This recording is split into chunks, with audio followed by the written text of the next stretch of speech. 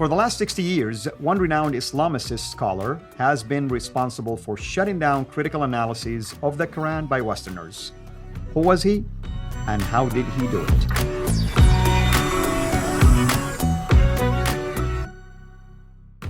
Dr. J, you and I know that there is always this fear that we addressed last time, and there's also this tendency to deviate away from doing any critical or serious critical academic work when it comes to the Quran or Islam.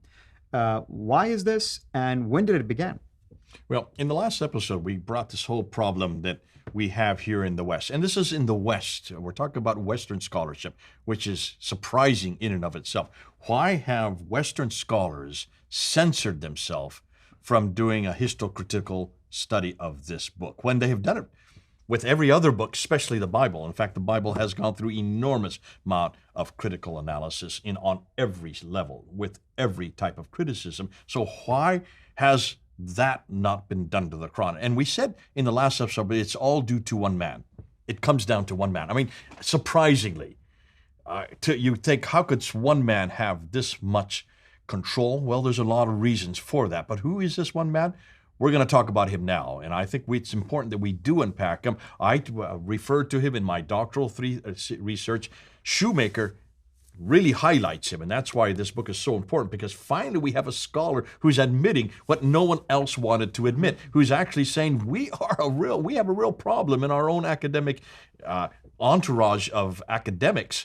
We have a real problem because we cannot do what others can do. And it comes down to really this man from the last century in 1959 is when it all happened. And his name is Wilfred Cantrell Smith. And I doubt a whole lot of people know about that, by the way. Well, if you're an academic, you know who he is. He was head of McGill University in Montreal. Was moved then very respected and prestigious university. Absolutely. And then he went to Harvard, even more respected, went to the Harvard Divinity School, considered to be one of the top in the world, and maybe even the top, depending on who you're talking to, in Boston. He was there from 1916 to 2000. He was born in 1916 and lived till 2000. But he is the one that created this problem. And let me just quote him. In his book in 1959, he wrote this on page 59 about critical work. No, not critical work, about how every scholar should deal with Islamic material. Right. He says this: for any statement about a given religious tradition to be valid. Now notice he starts by making it very broad. Any religious tradition to be valid, it must be recognized as such and accepted by members of that religious community. In other words, Muslims. Yes, interestingly, he says any religious tradition, but it's only going to be Muslims that he applies this to. Continue. Therefore, in order to come to any valid understanding of the Qur'an, now he's not saying the Bible here. That's right. He starts off by saying any religious tradition, but now he's only referring to the Bible, the Qur'an.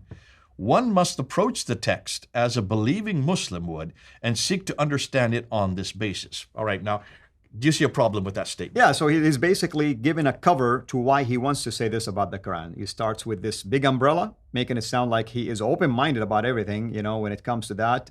And you need to be respectful of the religious community, but now he shows you what exactly he is focused on. So it's really only one book and right. One community that we must be respectful for. Correct.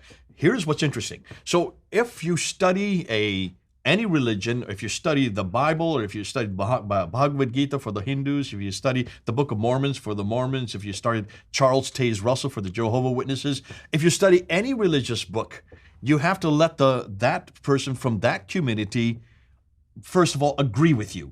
It has to be agreeable to them as the believer before it can be considered to be valid, is what he's saying. That's what you think he's saying. That's right. But the application within the same quote is only one book and one community, and that is the Quran and Muslims. Let me push back. If I were to listen to him, let's say he was saying this in front of me right now, I would have asked him, can you show me two Muslims who agree in the same thing? Granted, there is a problem right there. But even the fact that he has to go run it by them. In my doctoral thesis, when I was studying Wilfred Smith, I went and showed applications where anytime he wrote an article or anytime he wrote a chapter of a book that he was on, he would show it to his Muslim friend.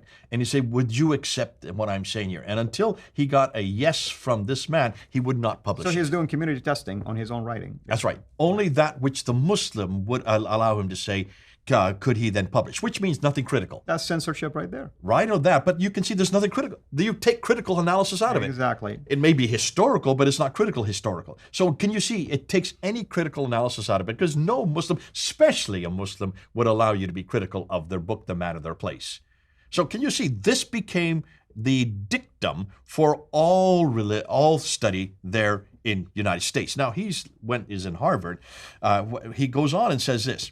Oh, this is what Shoemaker says. This is on page 4 of this book. He says, Smith was able to direct the training and influence the methodological approach of many, if not the majority, of Islamicists who held and continue to hold positions in religious studies departments in North America.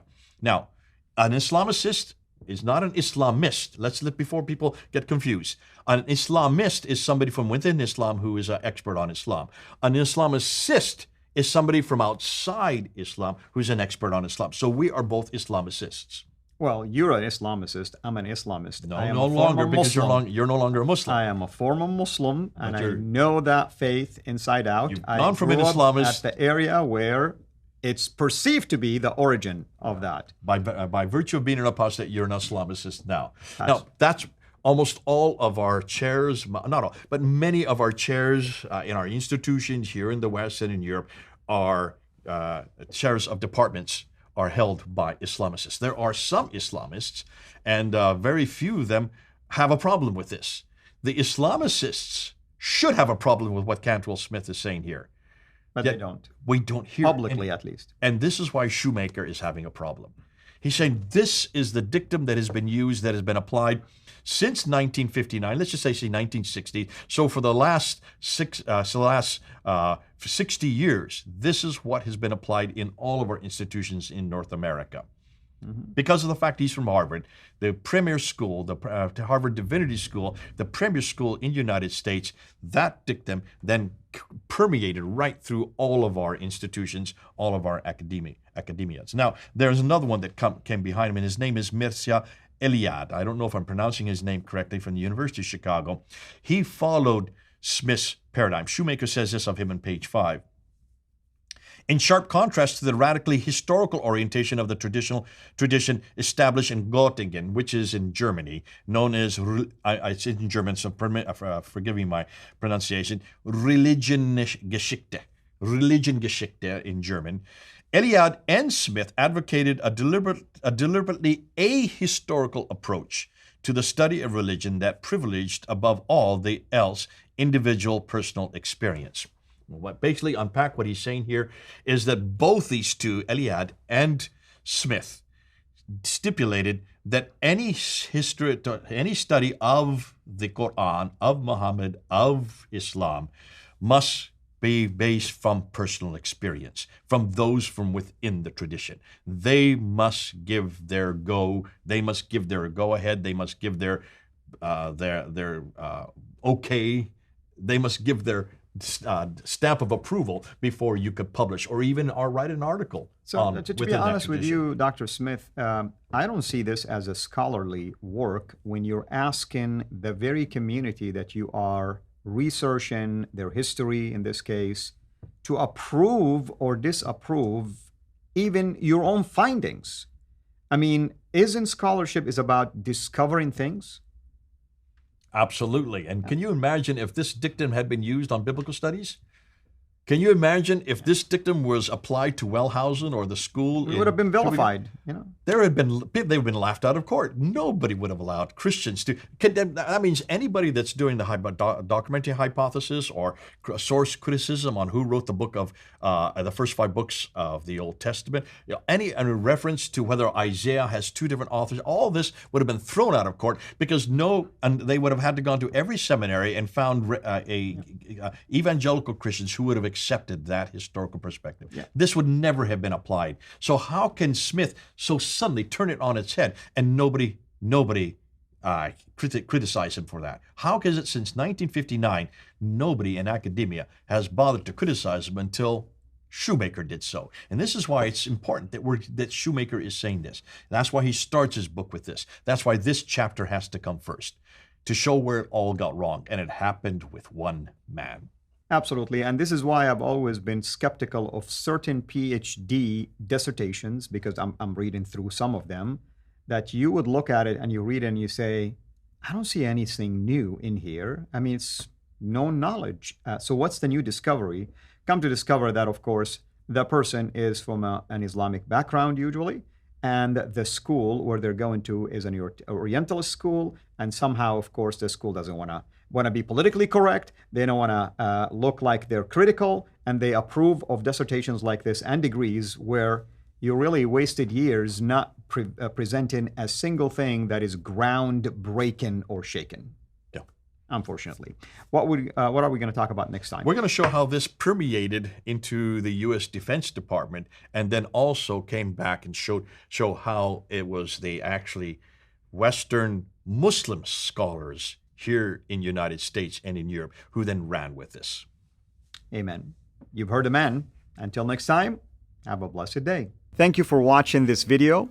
Be sure to like and subscribe to our channel CIRA International and click on the bell so that you receive notifications whenever we publish a new video or go live. I would also like to appeal to you to consider becoming a Patreon patron by clicking the link right below. By doing so, you can give towards the production of these videos. There are also other options for you where you can give to our channel. I thank you from the bottom of my heart.